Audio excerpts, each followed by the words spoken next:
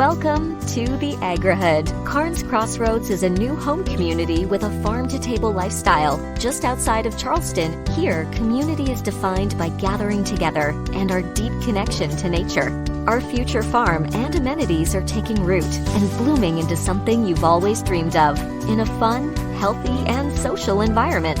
Come home to the Agrihood, where you can plant roots and thrive.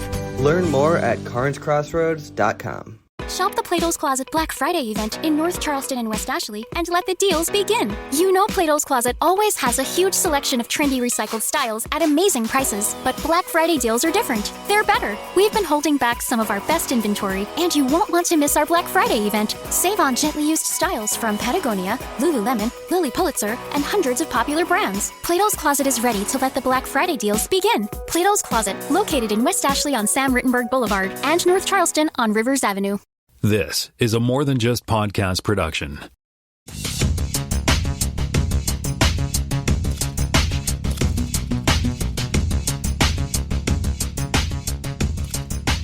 Welcome to Spotcast, Season 4, Episode 6. My name is Tim Mitchell, and I am sitting in Woodstock, New Brunswick, across the table from Jonathan Kuline. Hooray! Our first ever two-person in one space episode of Spotcast. And all alone by himself in Seattle, Washington is Jaime Lopez Jr. How's it going? Alrighty. Well, we'll start off with some fact check. I mentioned last week Sally Kellerman was the person's name I couldn't remember, who's the actress who played Hot Lips Houlihan in Robert Altman's MASH, and also Dr. Elizabeth Daner? Yeah, Dr. Elizabeth Daner in Where No Man Has Gone Before, the first episode of Star Trek, which also starred Gary Lockwood as Gary Mitchell. Dun, dun, dun. And I also mentioned Delia Derbyshire is the name I couldn't remember, who created the Doctor Who theme, and I got a really cool video of the actual Doctor Who original theme that I shared with the folks on Slack, and I'll put it in the show notes for tonight.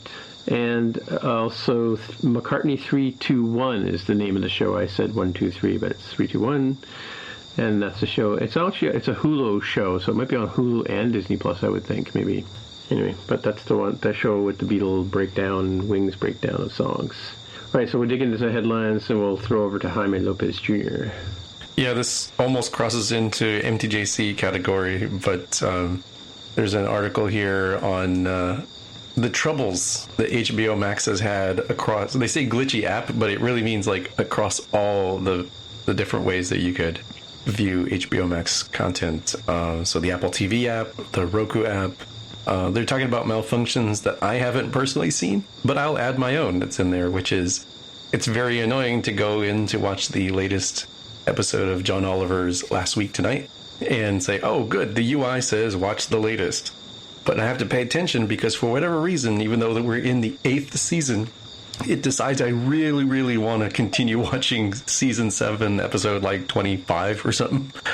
And if I don't pay attention and see, I have to kind of wait for a few beats before it decides, oh, what you really want is season 8, whatever the most recent episode is.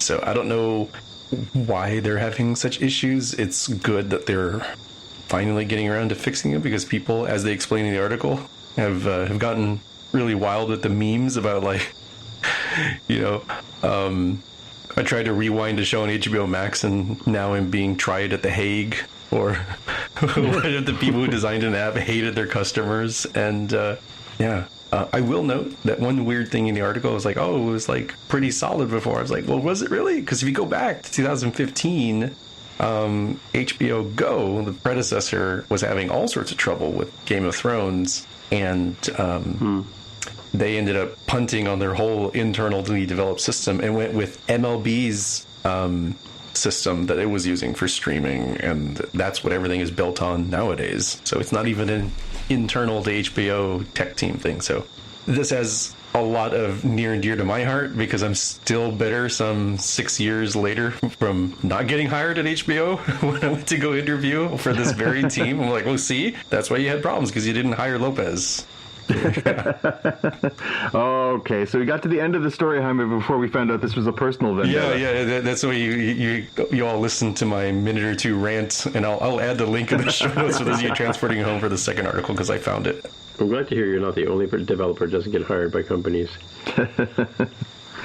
So, Jaime, is this app a problem across like all platforms, or is it just like does it matter where you're listed, like whether you're Android or iOS, or does it matter anything, or is it just across the board this thing's a problem? I don't know how far it is, but this article claims Apple TV's having a bunch of trouble, and they're also claiming Roku, and I have definitely seen issues, and it's just janky and slow on the Roku. I've not tried it on my iPad or phone or like through the web or anything. Just because I just normally watch sitting down to my TV. Oh no, you know what? I can confirm it's actually pretty janky on the Chromecast with Google TV because I have one of those. Got one of those for free from Google, and it's just as janky there. So this seems like it probably is across the board. I'd be very surprised if it was 100% okay on any given platform. I was going to say, note to self, don't use Jaime as QE on any of my apps. All right, JPK, you're next. Yeah, so we'll jump over to a little bit of Disney Marvel news. So Shang-Chi and the Legend of the Ten Rings is coming up fast. It's supposed to be out in early September 3rd. And there's a little bit of a kerfuffle this week because the CEO of Disney, Bob Chapek, was speaking on an investor call about the release of the movie, and he was making it clear, and we talked about this on our previous episode, that it will not be streaming on Disney Plus, that he is in fact going to push for the fact that it's an interesting experiment because the film will only have a 45-day window between theatrical release and home release. So if you can't get to the theater because of COVID, or you can't get to the theater because of, you don't feel comfortable, obviously, or it's a place, you might be living in an area where theaters aren't open during this window, you won't be able to watch it on Disney Plus like you were for Black Widow. And so that's, that's an interesting thing. But the star of the movie, Simu Liu, was apparently not very happy at having his, big blockbuster movie debut labeled as an interesting experiment. So he went onto Twitter and said, "We are not an experiment. We are the underdog, the underestimated. We are the ceiling breakers. We are the celebration of culture and joy that will persevere in an embattled year. We are the surprise. I'm fired the F_K up to make history on September 3rd. Join us." And there was a little bit of a rough edge to that. And didn't seem to be very impressed with the CEO of Disney sort of setting a low expectation bar. Some shade, Yeah. I mean, Bruce Lee had the same problem back in Hollywood, back in the early days, when he was cast as Kato, and then passed over, like HBO passed over Jaime for the Kung Fu movie or the Kung Fu TV show. Yeah, the Robert Carradine thing. It's a weird one. Again, not very good to. I don't. We talked last week about Black Widow and Scarlett Johansson biting the hand that's been feeding her for a decade. Now Simu Liu, before he even sort of gets his first starring role, is taking shots at the CEO. I think what he's just trying to say is, we're going to exceed our expectations. Just because we have this 45-day window doesn't mean you shouldn't expect this to be a blockbuster. Exactly. That being said, I'm still not convinced I'll see it in the theater. I don't know. I don't know. We haven't really talked about it. I don't know. Well, the thing about it is, though, is like they totally underestimated the impact of Black Panther. Yeah. Right, and as soon as it hit the streets and previews came out, like the whole Black community embraced it and said, finally, we have a movie, right? And I'm sure Asian Americans and Asian Canadians are going to say the same thing. Asians all around the world, in fact, right? So I hope the Disney guy eats his words. Yeah. Jaime, what do you think is going to be the response? I mean, obviously you're in a different part of the world. What do you think is going to be the appetite to go see it? And are you in fact going to go see it? Yeah, let me split the two. I don't think for my own personal comfort, that I'll feel comfortable on September 3rd going. Things are picking up case-wise right now, and we're sitting, 2 weeks roughly from, maybe 2.5 weeks maybe, from when this debuts. Mask mandates and stuff have come up. Vaccine mandates for government workers and etc. have come up in various degrees. So I think I'm sort of pragmatically more likely to be excited for the 45-day window to be up so I can stream it on Disney Plus. That's not a fault of the movies. I mean, there was if they said, oh man, a brand new awesome Avengers movie, I'm like, yeah, I'm gonna watch that from home. I can't right now in my own situation. Now, will other people do the same? I don't know. I mean, we saw that the Suicide Squad didn't do that great, but Black Widow did pretty good. So, obviously through the lens of pandemic, box office. So I kind of wonder about this because it seems like early reviews are pretty good. I am hoping that the community will flock to it the way that people rallied around Black Panther. Certainly helps that there's people who know about Kim's Convenience, and there's people who know Awkwafina from many roles, but also conveniently timed as the second season of Nora from Queens. So I'm hoping it all sort of blends in together as a really good positive thing, especially because to get the sad situation that to get more representation like this, people do need to come out and spend money with their wallets, right? Open it up. And it's a tough ask though, right? You're basically saying, hey, I mean, it's almost, again, I don't mean to disparage Simu Liu, but he's almost throwing the gauntlet down, saying hey, Asian community, people who believe in this representation, get out there and support this, so that this Disney guy eats his words, and we get a resounding, hey, yes, there's an audience for this. But at the same time, it's a scary world out there. It's a lot to put on, the people who enjoy these movies, whether they're, Asian people around the world, or obviously, just fans of good movies. It's a scary environment to sort of throw that down. And, again, I'm extremely supportive. I absolutely, this kind of movie is long overdue, and absolutely, it's great that he's the star. And absolutely, I think, I want to see this movie, but I'm in your boat, Jaime. I'm not convinced I'm going to see it in September. I might be seeing it. Oh, in the theater, you mean? In a theater, yeah. I'm thinking maybe whenever it comes out, which will be, I guess, so they're talking 6 weeks essentially, 6 weeks from the 3rd, so middle to end of October on Disney Plus, and it's a shame because I would like to throw my dollars at it. I would pay the $30 or $35 Canadian to watch it if I was given the choice, but they're not giving us the choice, so I don't know what to do about that.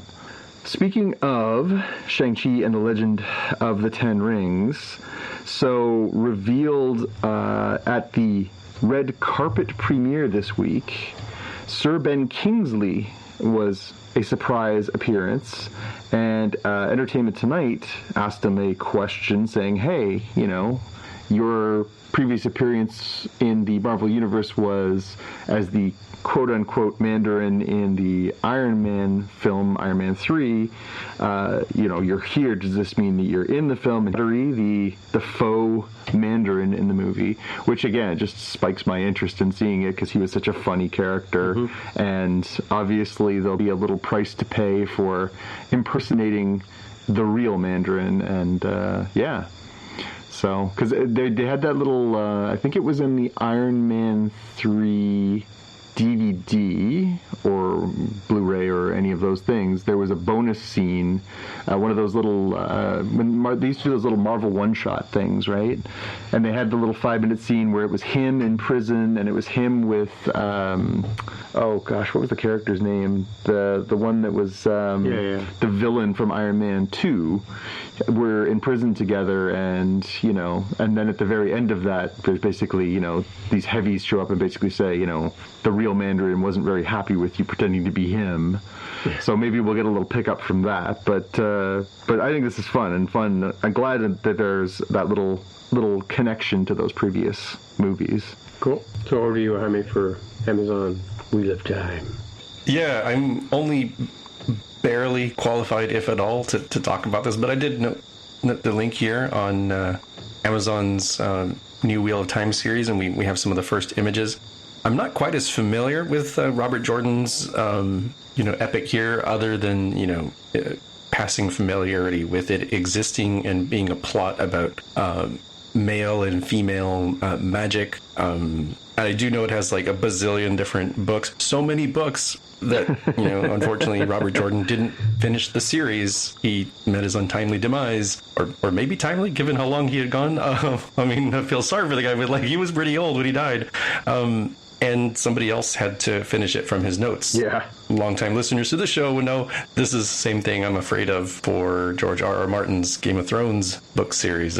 As he continues to not deliver books and dabbles in other things, I'm like, you're not exactly young, dude. So, and then a pandemic came along, so you're playing with fire here.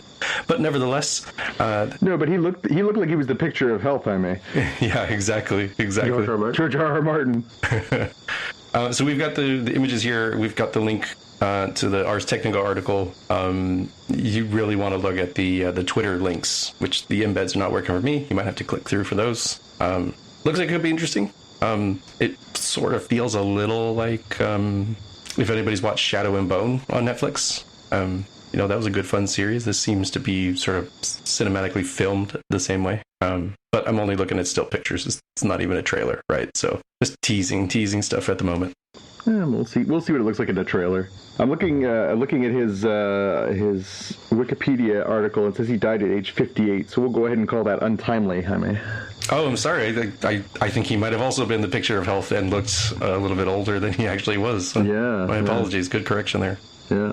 Last thing I've got for us this week, the headlines. We got the final trailer for the Eternals dropped today, and this time it's not just pretty visuals. We got actually some dialogue and a little bit of a setup, and also something I think we talked about in a previous episode. Jaime, I know you had sort of said, well, what the heck were these guys doing when all the other stuff was happening in the Marvel universe, and they do address that right in the trailer, saying that they were told not to interfere in the affairs of human beings unless these deviants, this certain specific race were involved. They weren't allowed to interfere when Thanos came. They weren't weren't allowed to get involved in human affairs. But now this thing has started. This reverse of the snapping, they say in the trailer, has basically led them to this sort of awakening where all these Eternals who have been on Earth for 7,000 years are now sort of activated. They have to come together and sort of stop this crisis that is coming. But they couldn't help out during Endgame? No, they actually address they actually address it. They say, like, where were you during Thanos and everything else? And they basically say we were told not to do this. And then the question is, by whom? And that's sort of the mystery in the trailer is. So they were told they have all these powers. They could have interfered, but they didn't. Why not? And who told them not to? So again, it's good to know that I think this one has always felt like a bit of an outlier series, right? And like the Eternals, don't really know much about them. Even as a Marvel Comics fan, I've been reading Marvel Comics since I was a child. Yeah, I've only read a handful of Eternals comics. They weren't really my bag. I think it'll be interesting to see how they weave this in, but it's good to know that they, even in the trailer, they're already saying the word Thanos, the snapping, all that stuff is going to be addressed in this series, so that's intriguing. Jaime, what did you think of this one? It looks interesting. I do like the fact that they address the sort of elephant in the room around Thanos. Yeah. Even with kind of a casual line is good. It definitely feels like a Marvel film. You can see the sort of it fits in the family, but I think that Chloe Zhao is bringing something a little different. Its cinematography is a little bit different than things we've seen before. Mm-hmm. I do kind of like the idea they've got of Rob Stark there, Richard Madden, I think. Yeah, he's like the new guy, I think, from what the trailer gives of like, oh, this is the guy who's going to get everything explained to him so that the audience therefore knows it, right? So that's kind of nice. Yeah. Yeah, exactly. He's like, hey, new guy, he's got to have an arc where presumably, he's going to help save the day despite being kind of a mess up as the trailer shows, like, oh, what's this table made out of? Vibranium? And smashes it, and it's like the cheap one from IKEA. Nope. IKEA. Yeah, it's and again, the one thing you look at it, you're right. I think the Chloe Zhao thing is a bang on, Jaime. I think it looks beautiful. Like, it looks really, really epic. I'm looking forward to seeing the film just for the sake of seeing the film. But it's also, you know, as you look through it, you're like, oh yeah, that person's in it. Oh yeah, oh Angelina Jolie. Oh Kumail Nanjiani. Oh, you just keep going down the list, and you're like, oh, that's right, this movie is stacked. Yeah, it definitely is. All right, well, I guess we're at the part of that show where we start talking about Star Trek Lower Decks. Season 2, Episode 2, Kayshon, His Eyes Open. Well, Jonathan's doing the recap, so take it away, Jonathan. Yes, so we are continuing where we left off last week. We've got a notable absence of Boimler aboard the Cerritos. Mariner, Tendi, and Rutherford are headed down to the Sonic Showers, and they run into Jet, the cool guy who they encountered last season. This, you know, just the guy who's just, you know, Joe Cool on the ship, and you know, Mariner, who's, you know, sort of inserts herself as, well, you know, I'm sort of the unofficial leader of this gang, not anybody else. And so they head into the Sonic Showers, and they're all sort of standing there. And she points out, oh, you know, Jet, you shouldn't use that one. Boimler leaves that one open so that, you know, I have, you know, my privacy. And he says, well, it's a good thing I'm not Boimler. And he fires up the Sonic Shower, and he turns it up, and then she turns his up, and he turns hers up, and we end up with the Sonic Shower showdown, where the two of them are blasting the Sonic Showers, and everybody else around them starts running for cover. And, you know, to the point where these two are bleeding from their noses and, you know, gritting, saying, I love this setting, this is so good. Obviously, you know, Mariner's not interested in backing down from what it is that Jet's got going on there. We cut to our opening credits, we come back, and we, you know, are immediately into this space filled with Star Trek ephemera, and we get the little, you know, overdub that explains that the Collectors Guild has called in the Cerritos for some help trying to clean up this collection of this collector named Kerner Haas, who was, you know, a big time collector, had all these interesting things, but there's a possibility some of these things are very dangerous. And so Chairman Siggy, who is this sort of octopus-esque alien, or I guess, was he a sextopus? He goes and, you know, sort of says to them, you know, hey, I want you guys to come over. You take the rough-looking stuff, and I'll take the other stuff. You know, Tim and I watched it together. We were sort of freezing frame and trying to pick out the things we could see. I flagged a few of them here. We saw, of course, in one display case, we saw the game from the episode of TNG, where Wesley Crusher tries to avoid playing this game that is going to hypnotize the whole crew. There's a Mars rover in there. The Picard Day sculpture of Picard's head made by the kids aboard the ship. There's a salt vampire. There's Riker's trombone. That was our guess, and why there'd be a trombone in there. A necklace and the insignia from the Mirror Universe. And what was the box, Tim? You mentioned the box, from the episode of the original series.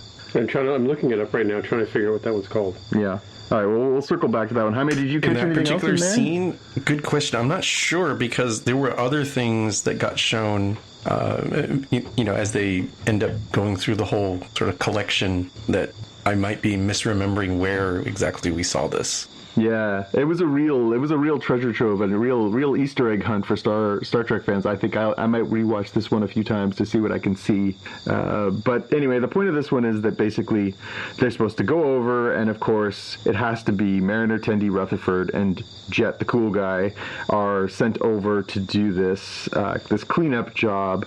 Captain Freeman mentions that she's supposed to be getting her command evaluation, and the other person that's going to go with them on this mission is the newest crew member, the new chief of security, who's replacing Shax, who died last season, and his name is Kayshon, and he is a Temerian. Temerians, very famously, one of the probably best episodes of the original TNG series, where the Temerians are making contact with the Starfleet and the Federation.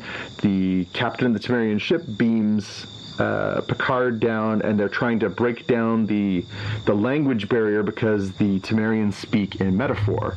So, things like, Darmok, his arms wide open and such. I'm probably messing that one up. If either you have a handy Temerian phrase on your fingertips. Well, one I remember was Darmok and Jalad on the ocean, which meant that they on the ocean at Tanagra, yeah. Yeah. Shaka when the walls fell. Yeah, that was the one when bad things happen, right? That was the failure, meme or phrase. Yeah, so he jumps on board the bridge and he introduces himself and he jumps on and he says Rapunki when he joined the Seven, and everyone sort of looks at him and you think, oh no, is he going to be speaking Temerian this whole time? And he says, oh, actually, what I meant to say is it's my honor, Captain. And he explains that he's his translator wasn't necessarily working properly, but he's going to be the leader of the mission. He's a lieutenant and he's going to lead the mission over to this ship with Tendi, Rutherford, and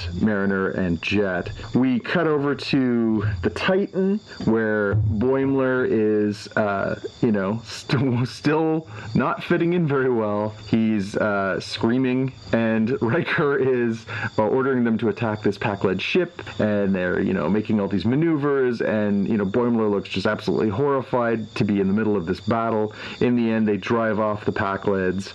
We cut back to the away team, and they are getting ready for their mission. We're starting to learn a little bit more of what these things mean. Darmok and Jalad on the ocean means it's nice working with you. Again, so I wish we'd had these years ago. They talk about the mission. It's no beast at Tanagra, more like a suck up at Tanagra. Jet is obviously fluent in Temerian, which is really funny. And of course, Mariner's starting to feel threatened. They beam over to the other ship and they run into this Chairman Siggy, and he drops the great line, what'd you do, stop to debate the human rights of a robot? Which is a lovely, again, Star Trek a throwback for us, yes. Aren't they the ones who tried to collect data? They all tried to collect data. Back to the Titan. Riker's got the command crew in the conference room, and he's saying, well, he says the Pakleds were clearly after Veruvian ore. It's a mineral that can become unstable, and the whole command crew is sort of saying, well, we can't have that. We can't have them getting a hold of that stuff, and so they're going to go to this mining colony on Karzil 4. They're going to have a few members of the command crew go undercover and try and go into this thing and try and figure out, is there actually like another person working with the Pakleds to give them the knowledge of what this thing is? And you can tell by this point Boimler is fried. He's writing down everything that Riker says as he says it, and he says, you don't have to write that down. He says, yes, I know, I don't have to write that down. And he's still writing things down. He's clearly getting a little brain fried by his experiences on the Titan. Back to the collector ship. Again, another little Easter egg in there. I spotted, a couple boxes of Chateau Picard. Clearly some bottles of booze in there. We'll give you a little more Temerian translation. Temba, his arms open. That means a gift. File that one away. We get, again, another cast around the room. We get Kales's fornication helmet. So a Romulan artifact in there. And it's at this point where something that they move sets off the traps that are set by Colonel Haas, and this portrait of him on the wall comes to life, and he sort of says, you're trying to steal my treasure, you're trying to steal my collection, well, I've got a shock for you, you're going to be part of my collection for trying to do this. And this beam sort of shoots out of him. Tendi is about to get zapped. Kayshon, our Temerian lieutenant, jumps in front of it, and he's sort of flown up in the air, and he turns colors, and he's not looking very happy, and by the time he hits the floor, he's been turned into a hand puppet. We get these flying orbs that come out, and they're taking taking shots at them, clearly trying to get them. There's swords flying at them from the displays. All hell is sort of breaking loose. And they manage to escape for a moment. They go out into the hallway, and, Mariner sort of tries to take charge. She says, I've got a plan, but it's going to take us into the belly of the beast. And Jet says, why would you even do that? Why would you do that? Why don't we just make for the escape pods? And Mariner's like, what? You're not the boss. I'm the boss. And of course, she turns to, Rutherford and Tendi, and they're like, yeah, we like the go to the escape pods plan as opposed to the belly of the beast plan. Of course, Mariner's, aghast, but, they all agree that that's what they're going to try and do. Back over to Titan, Boimler is aboard the vessel, taking them down to their undercover mission. The other members of the crew that are there are ripping the Enterprise D for being a really dull place. One of the members of the Titan crew worked there.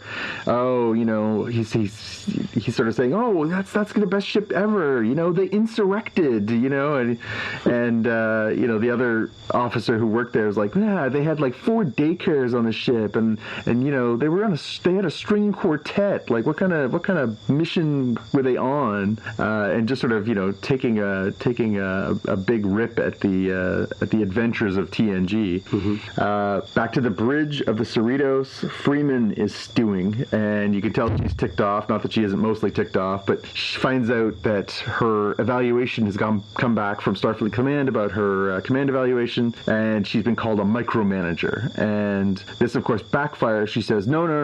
They say I need to trust my crew more. I can't micromanage. I can't constantly be calling them. So I'm just going to trust that Kayshon can handle this. And of course, Kayshon at this point is a hand puppet, so not the best call. Back over to the collector vessel, another booby trap. The inorganic matter compactor is trying to suck up all the metal around them. They managed to escape that one.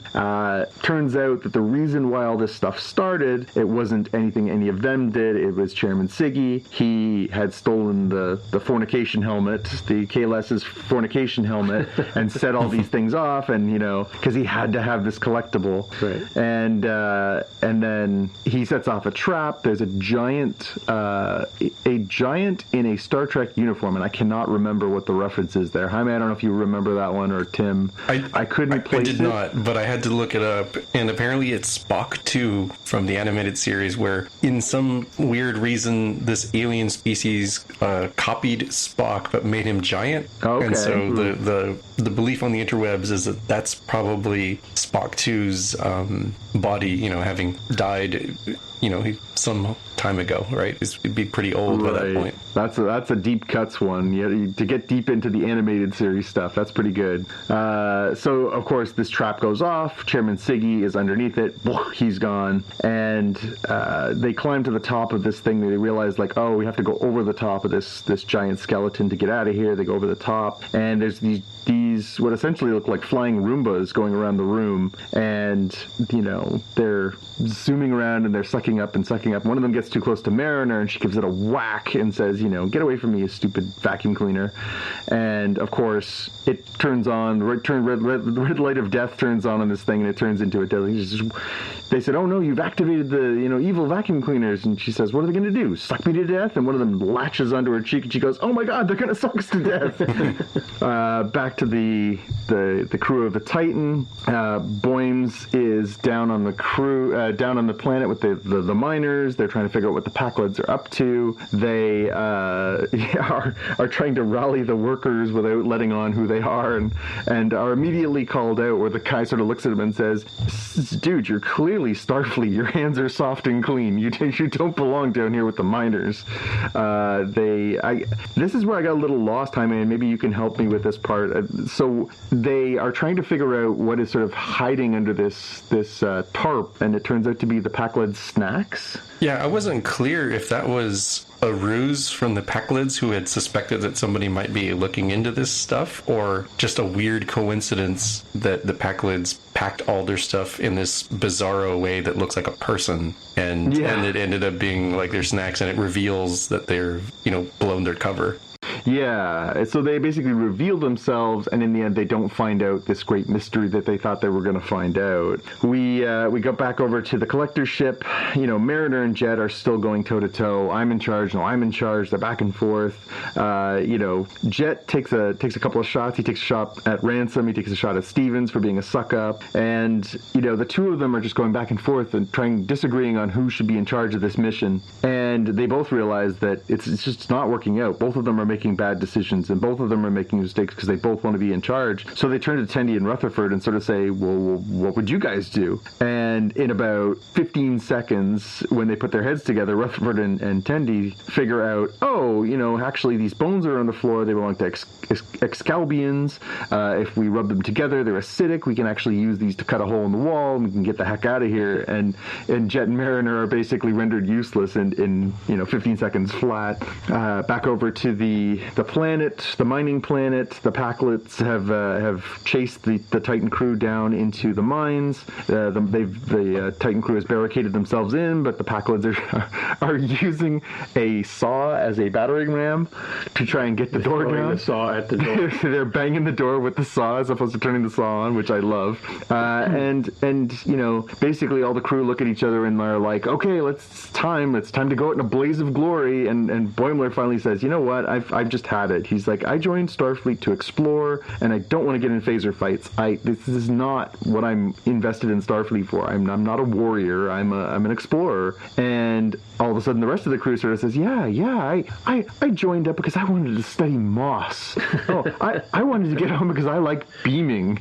Yeah. And it's in that moment where they sort of start talking about the adventures that other crews have gone through, and that brings up Thomas Riker, the infamous episode of TNG where William Riker had to figure out a way to get himself off the planet, ended up accidentally duplicating himself. They go back years later, they find this exact duplicate that has left on the planet, and of course Thomas Riker has become this infamous exact duplicate. So they figure out, distortion field, yeah, we can work with this. So Boimler has a plan. We cut back to the ship and the collector ship. We've got, of course, the plan in action from Rutherford and Tendi. They melt the hole in the wall, they cut it off, they go to the escape pods, and they're launching themselves out. At that point, Freeman is sort of saying, no, it's going to be fine. And then she see, what the heck's going on? There's an escape pod coming towards us. They hail them. What the heck are you guys doing? Why is the escape pod going off? We had a bit of a problem, and of course they slip into their Temerian Kayshon when he became a puppet. Boimler saves the day with the away team. He beams the team out, but he is still trapped. They are trying to beam him out. They end up they lock on a second tractor beam and they beam him out. And about 2 minutes later, you see this, shuttlecraft. The shuttlecraft is coming up at them, and sure enough, there's a second Boimler. So we've got, just like the Riker incident, he's accidentally basically duplicated himself, and now we've got two Boimlers. We cut over to the Captain's ready room, and he's in there. This is, of course, Jonathan Frakes voicing William Riker, and he says, oh boy, I could tell you a thing or two about, being a duplicate. And he says, here's the thing, guys, realistically, I can't, have two Boimlers aboard the ship. I'm going to have to get rid of one of you. One of you is going to have to go back to the Cerritos. The two of them look at each other. The two Boimlers look at each other and nod. The one steps forward, and basically the other one steps back and tricks the other one into going back to the Cerritos and a demotion back to Ensign. Right. And so basically we end up with a Boimler going back to the Cerritos so we can have those adventures, but Boimler also gets to stay aboard the... And it's the clone that stays. It's the clone that stays, and he decides he wants to rename himself William Boimler, which is hilarious. And as the Cerritos-bound Boimler is walking out the door, he hears Riker say, "Computer, play Nightbird," which is again a nice little... There's a point there in the episode, I forget where it was, but at the end of some command that Riker gives, he yells, "Cut." Cut, yeah, the director, yeah. We go back to the sick bay aboard the Cerritos, and we're at this point trying to resolve what's going to happen to poor Kayshon, and the doctor says, this isn't my first time turning a doll back into a person, and they've got him on this sick bay bed with a huge sign next to him that says, "I am not a doll, do not play with me."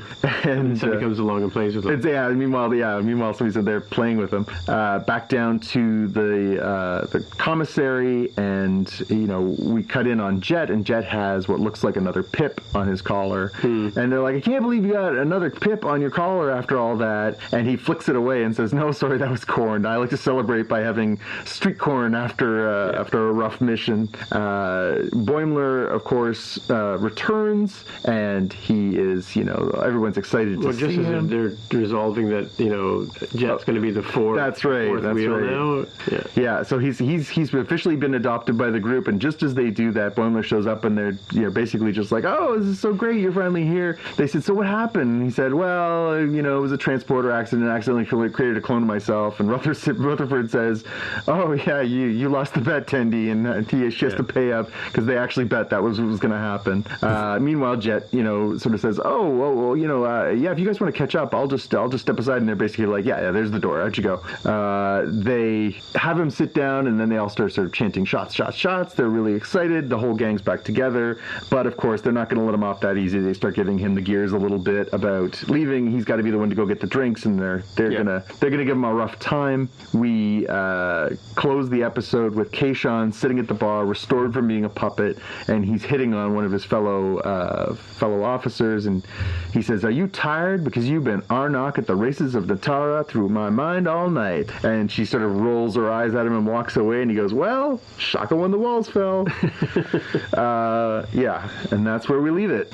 Cool. Circling back to the episode that we were trying to figure out where the box was. That was the ambassador of Kolos, who is a Medusan, and if you stare at him, you go insane. Right. So yes. He has a blind assistant played by everybody's favorite doctor, Diana Muldaur, who's I think she's one of the few people who's been in both series, the original series, because she had two roles in the original series and then one role as the Dr. Fill-in in the was Wesley Crusher in that show when she was the doctor? Yep, he still was. Wow. Yeah.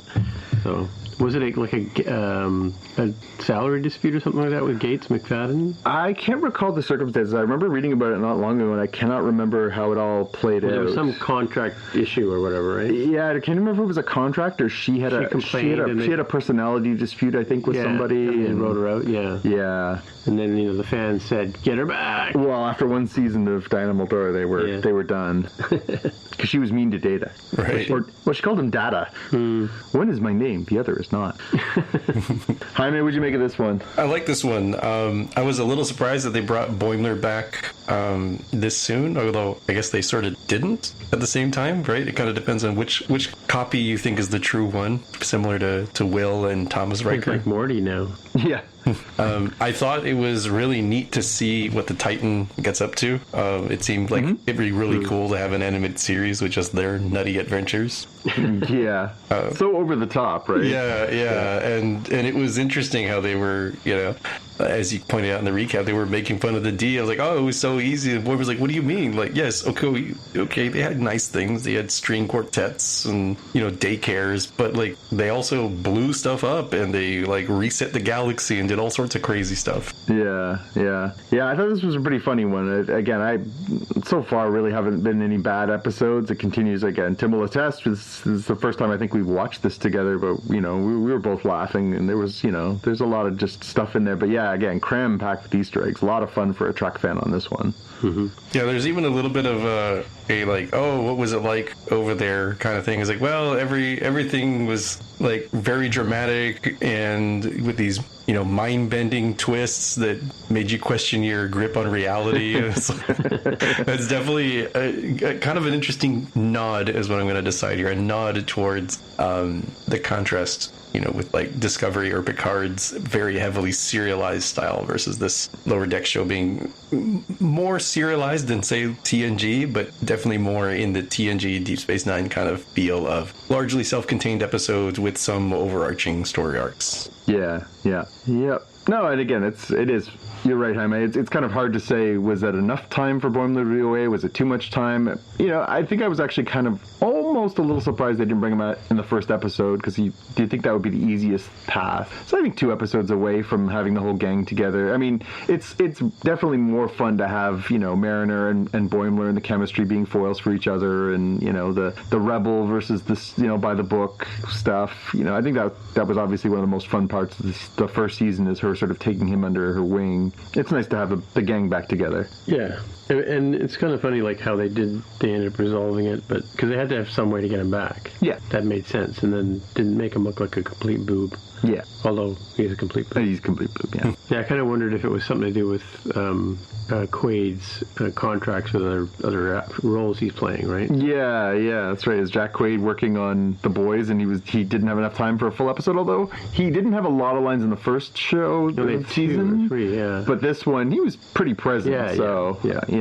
I wonder if he's like hiding out in his trailer, and they've put some sound elements around his trailer for The Boys, so he can record his lines while he's still in Toronto recording, making episodes of The Boys. Most for Riker is too. That's true. He's working on Discovery episodes. Yeah. Jonathan Frakes, that is. Mm-hmm. Cool. Do we want to talk about What If? Yeah, I thought that was good. Yeah. Jaime, did you watch What If this week? I did, with Star Panther, I'm going to call him. Star Panther? Yeah, because the other one sounds a little weird. Black Lord, if you went that way. Black Lord probably might be offensive. Like a porno film. It's going to say, sounds like a blaxploitation film from the 70s. Yeah, Lord. It's definitely the kind of thing that'd be with Foxy Brown or Shaft or something. Yeah, I enjoyed this episode of What If. So the basic premise is that T'Challa, the character who would go on to become the Black Panther as a child, and he's the King one. Of Wakanda. Yes, and the King of Wakanda. He's, as a child, instead of Peter Quill being taken by the Ravagers and taken into space, and of course everything as the Guardians of the Galaxy has played out. It's T'Challa is the one who's picked up by the Ravagers, and not only does it change his future, but it changes the path for the Ravagers. He basically becomes this much revered Robin Hood figure throughout the galaxy, and has been so effective in sort of conveying this message of positivity and goodwill across the universe that he's talked not only the Ravagers into being good guys, but he's talked Thanos off the path that he was on, and Nebula is on his side, and and they go on this sort of adventure where they're going to do this great big heist. They're going to steal something from the Collector, so we of course go back to nowhere from the Guardians of the Galaxy. So it does sort of merge the elements of those two movies. So if you even if you just watched Guardians and Black Panther, you're pretty much covered. And and man, they spared no expense. They got all the actors back to do this. We of course the hugest one was the revelation, and I don't think we knew this going in that until this week, that Chadwick Boseman, before he passed away, very, very tragically of cancer last year, had recorded this. And so we get the last performance of Chadwick Boseman as T'Challa. And on top of that was just, every single actor. It's Josh Brolin as Thanos, it's Djimon Hounsou as Korath. Benicio del Toro. Yes, Benicio del Toro. You got Karen Gillan as Nebula. It's, it's again, they're not sparing any expense on this stuff. Yeah. That's really cool. And beyond that, of course, they do this heist. They're trying to steal this MacGuffin, the embers of Genesis. They're going to use these things to help the galaxy make a better place. It turns into this, sort of heist movie kind of deal, and midway through there we get a really nice Howard the Duck appearance, which as anyone who's listened to this knows, I'm a huge Howard the Duck fan. We even get a little really fun one in there with at one point the Collector is having a fight with T'Challa or Star-Lord, and he says, he's got this gigantic rock fist on, and he says, I got, it's a pretty good weapon, I got this off a particularly chatty Cronin, which which to me said Korg from Thor Ragnarok. And of course, he pulls out at one point, he's sort of pulling things out of his collection. He pulls out Hela's hat from Thor Ragnarok and slaps it on his head and has the blades that he can throw. In the end, obviously, it all works out. They go back to Wakanda. Everyone's a happy family. It's all sort of has he this gets really... thrown into one of the cubes and then released with all the people coming. That's right. The Collector gets his comeuppance. It says, Karma is a bitch, and her name is Karina, who's the woman who sort of betrays him in Guardians of the Galaxy. Again, I don't think it could have ended on a more sort of beautiful bow for our last time we're going to get Chadwick Boseman as T'Challa, where, he's part of this family, he's done good things. I will say it was a little saccharine, it was a little sweetie, a little Disney. There wasn't really a twist in there other than a few little cameos and just the fun twists, Thanos being on the good side of the good and Howard the Duck showing up. There's some fun twists, but it was a little bit on the nose. Right. What do you guys think? I mean, I think for me, I was fairly surprised that in this timeline, if T'Challa was the one who became Star-Lord, Thanos' plan apparently never comes to fruition, even though he clearly still thinks it's a good idea, right? He talks about it casually, but he's like a normal bro now. And there's ramifications. And they're all criticizing him for his idea of... It sounds like genocide to me. Yeah, this is one of those crazy ones, like the fan theory of I don't know which Muppets movie it is, but there's It's a Wonderful Life kind of moment where Kermit the Frog gets to see what it was like if he never was born. And in that timeline, it's very clear that 9/11 does not happen if Kermit the Frog was not born, which is a really dark and unintentional twist from the movie makers. And this one feels kind of like that, of Drax isn't looking for revenge because Thanos never killed his family, so he's just like a bartender and stuff. The Collector went from being just a dude who collects stuff into he's like a kingpin kind of person. So interesting. Yeah, and we end the episode with Peter Quill is pushing a mop at the Dairy Queen back in Missouri, and Kurt Russell shows up. Yeah, and his dad Kurt Russell as Ego shows up. So we're supposed to infer from that some things still sort of take place. I will point out that was the one star that it looks like they did not get back. Oh, there's two, I suppose. Drax was not. What's the actor's name? I can't recall. Batista. That's right, Dave Batista. He was played by Fred Cascatiore, and the Peter Quill for the one line he had was played by Brian T. Delaney. So those were the only two voices that seemed like they were not the original stars, but otherwise we were pretty much across the board. And for what it's worth, Seth Green was the voice of Howard the Duck. Personally, I'm pulling for the Howard the Duck. I just cannot tell you how much I want a Howard the Duck Disney Plus show, movie. Yeah, I doubt they'd give him a movie. Animated series, I'll take any of it. I love Howard the Duck, so that was a lot of fun. Yeah, I still don't know what to make of this series. Again, we're 2 episodes in. We got these ominous intros by Jeffrey Wright as the Watcher, trying to sort of set up this is, what if this one thing was different? It just appears to be a straight anthology. They did say going in that this is canon, and obviously the idea of this is that it spins out of what happened at the end of Loki, which, spoilers, we see the multiverse sort of manifest itself and fracture all over the place as the actions in Loki sort of create this divergent multiverse. But they don't reference it at all in here. So really it's on you to have watched that and extrapolate that. They haven't really actually made a connection. I wonder if as the series progresses, they say they're doing 9 episodes. I wonder if we're going to see more threads weave this together with that. But so far it's just playing as a straight, what if this happens instead of that? And I'm not sure it's as satisfying without that connection. Yeah, it'll be kind of interesting to see how this fits into kind of the overall scheme. Like, I can kind of see how they get to have some fun if they want with the, Multiverse of Madness or like next Avengers movie or something, where you can see how some of these what if scenarios give you an opportunity to say, oh, okay, well, we know that Thor will have some interesting opinions of seeing Loki back, right? Like, that's not in this series here, but like, we'd be like, wait, so you're not dead? It's like, well, I never died. It's like, what do you mean I never died? Well, I'm not your Loki, I'm a different Loki. Like, it gets really weird, right? And it's like, all right, whatever, you're my brother, let's go, let's go do stuff. And then you can do other things. Like, I'm not saying they will do this, but they could have, cool bro Thanos show up. And everybody be like, what? Why is that dude on our side? Yeah.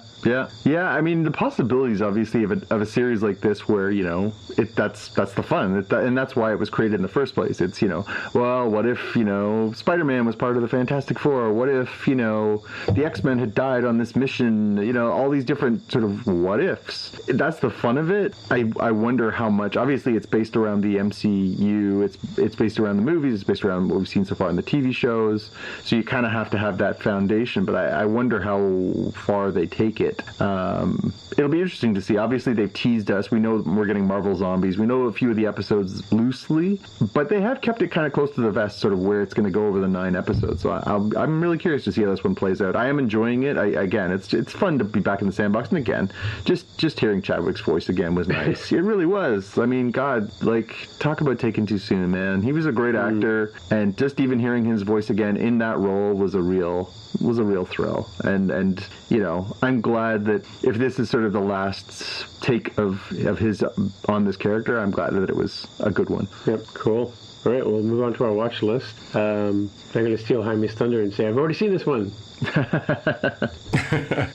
So I was very confused on my choice here as to when it actually came out. So my watch list is A Quiet Place Part 2, because we got around to seeing this because it's streaming on Paramount Plus here in the US of A. And therefore, it's effectively free because I'm paying for Lower Decks at the moment, right? So I said, wait a minute, I thought this movie came out like last year, and it was it around Crave for us? No, it was Amazon Prime had the exclusive here in Canada.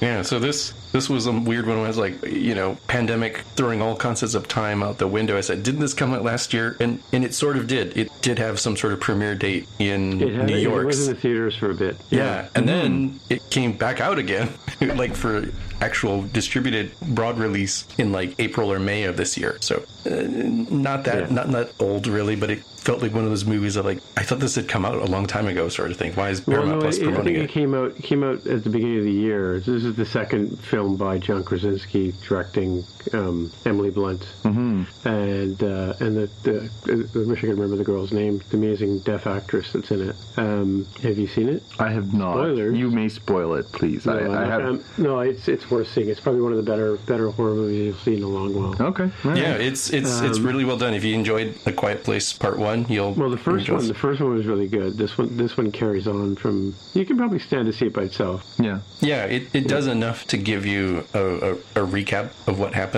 It's got a little bit of stuff that happens before their event with all the monsters, and then the vast majority of the film takes place after the end of the first film. Who's the surprising guy that plays the male lead in this one? Cillian Murphy. Cillian Murphy, yeah. From Batman, right? Yeah, he's the reluctant, and he's also from Peaky Blinders. Yeah. But he's the reluctant hero in this one. He doesn't want to help, and then he realizes how talented the girl is and helps them out. But and it's like one of these, dystopian, every man for himself kind of things going on. And but this one shows a bit more at the beginning. It shows how what happens. That causes the events of the first movie. They show it right at the very beginning, and it's like, because John Krasinski's in the beginning of the movie. Oh, spoilers! Yeah, because it shows day one, and then by the time this movie really gets going, it's like day 475 or something, right? So it's been more than a year. It's definitely one of my favorite movies. The two of them together, I think they're a box set for sure. Cool. And without spoiling too much, is the door open for part 3, 4, 5, 6, 7, 8, 9, 10? The TV series is coming soon, I'm sure. Yeah.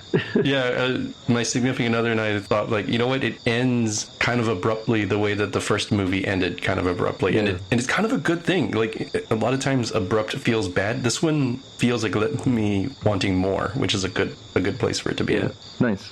It's really interesting. I've seen a lot of videos with John Krasinski and Emily Blunt talking about making this movie and working together, because they'd never worked together before. Mm-hmm. And John Krasinski says, like, you know, she's amazing. Like, you know, she just starts, like, she goes into the role, she does her part, whatever. He looks at her and goes, "Oh yeah, right, cut."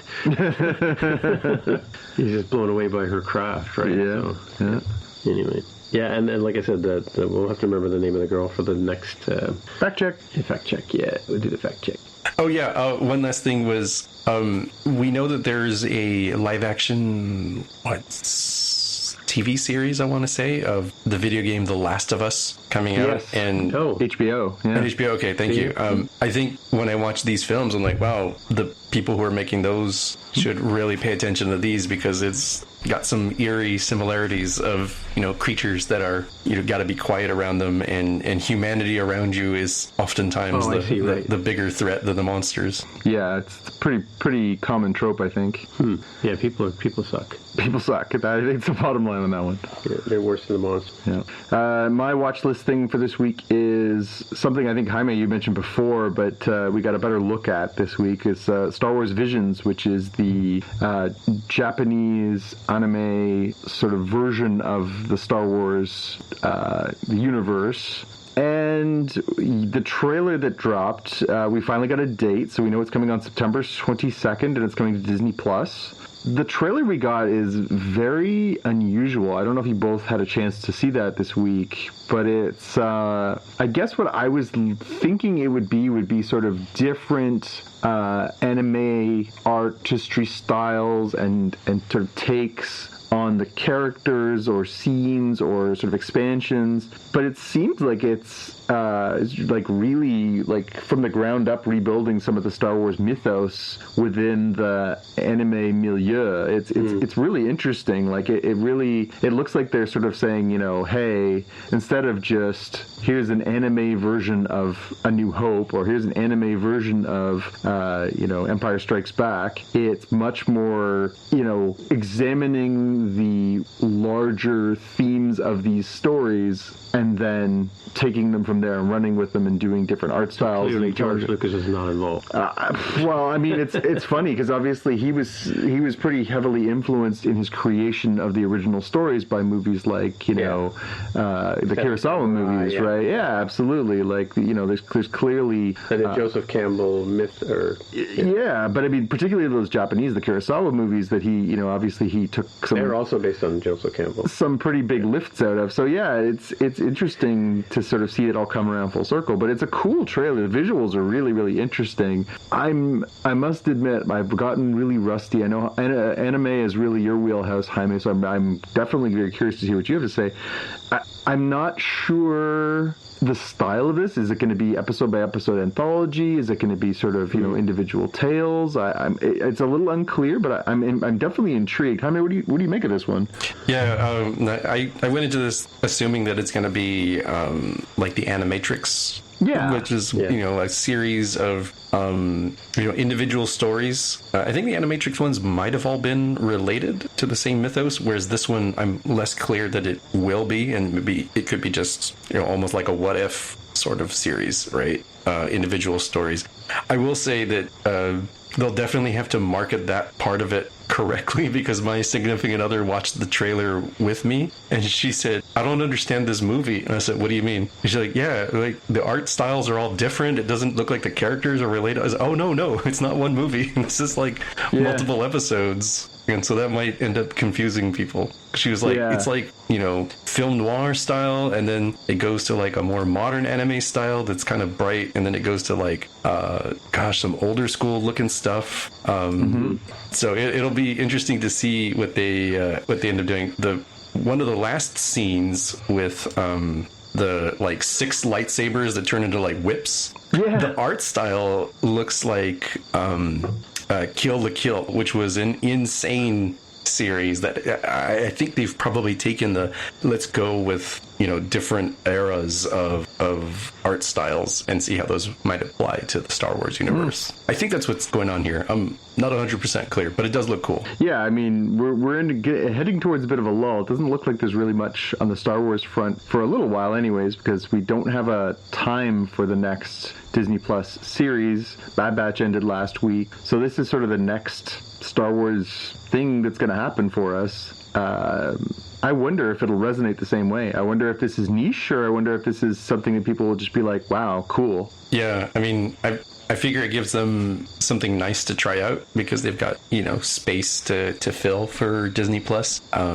It probably gives them a little bit of an opportunity to, add new cool merchandise, right? I'm sure at the theme parks would be like, oh, remember the anime girl with 6 lightsaber whips? You can buy that one too, right? So it's all good for Disney, I think. Yeah, I mean, some of the sort of the overlap between the sort of the Jedi and Sith with the samurai and that, again, it just seems like a natural fit. It'll be really some really cool visuals and some really cool designs, I'm sure. Cool. Well, my pick is going to be Free Guy again this week, which is playing tomorrow at the Atlantic Cinemas at 7 or 9, or on Saturday at 2. Okay. So I guess tomorrow's the day, right? Yeah, we might have to make it tomorrow night because the vacation's coming to an end soon for me. Out of time. Yeah. We're out of time. Yeah, sadly, the next episode, Tim we'll all be back in our regular spaces. No more farm life. Yep. Alrighty, folks, I guess that's it for another week. So, hey, Jonathan, people want to get in touch with you, where would they find you? You can always find me on Twitter and Instagram as @JPKNews. And Jaime, if people want to find you, where do they find you? I'm on Twitter as @DevWithAHair. All right, my name is Timitra, Timmitra. On the Twitter machine is where you'll find me. So until next time, we'll say bye-bye. Bye. We'll see you in the future or the past if we happen to be on the farm. See you in the future, yeah. Sorry, I forgot. See you in the future.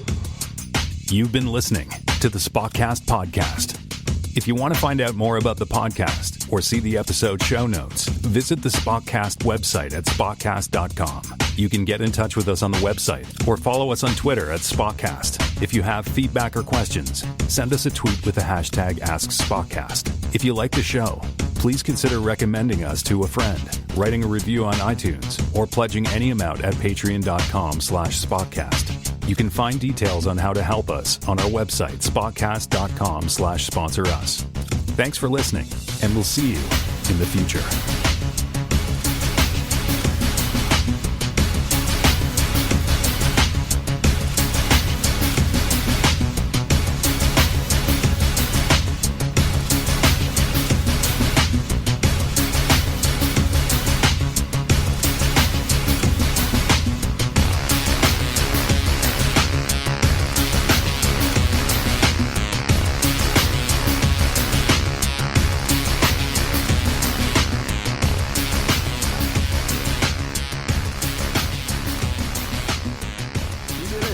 We did. Yeah. Now I gotta remember how to put your microphone back to the setting we did before I turned it off. That would be good. I'd appreciate that. Stereo, no. Cardioid is what we want. Yeah, bidirectional is what the setting we have it on now. Okay. Yeah. So number 2, detente position. 2 from the left. Yes, sir.